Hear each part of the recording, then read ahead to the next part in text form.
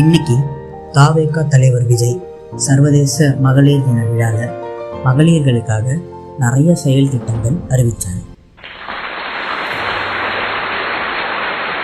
அதில் அவர் ஃபஸ்ட்டு அறிவித்த செயல் திட்டம் என்னன்னா, 60 வயசு கீழே இருக்கிற குடும்ப தலைவிகளுக்கு மாதந்தோறும் 2500 ரூபாய் வழங்கப்படும்னு அறிவித்தார்.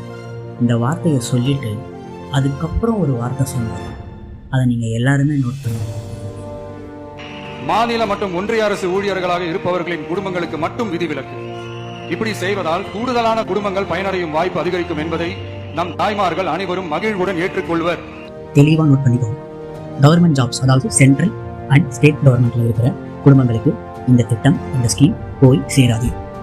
நான் ஏன் இதை இப்போ உங்ககிட்ட தெளிவாக சொல்றேன்னா, தமிழக ஊடகத்துறையாக இருக்கட்டும், ஒரு சில அரசியல் கட்சியாக இருக்கட்டும், இந்த திட்டத்தை திருச்சி சொல்லி தப்பான ஒரு எண்ணத்தில் உங்கள் மனசில் ஆழமாக பதிய வச்சிருவாங்கன்றதுக்காக தான் தெளிவாக சொல்கிறேன்.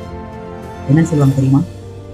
விஜய் எல்லா குடும்ப பெண்களுக்கும் 2500 கொடுக்குறாரு, எல்லா குடும்ப பெண்களுக்கும் 2500 கொடுப்பாரு. உங்கள் மனசில் இதை ஆழமாக பதிய வச்சிருவாங்க. இப்போ நம்மளும் மக்களாகிய என்ன பண்ணுவோம்? இதை நம்பி நமக்கு தருவார். இப் சப்போஸ் நாளைக்கு விஜயோட கவர்மெண்ட் அமைஞ்சதுன்னா நம்மளும் இதை எதிர்பார்த்துட்டு உட்காந்துருக்கோம். ஸோ விஜய் சொன்னதை தெளிவாக கேட்டுக்கோங்க. நன்றி.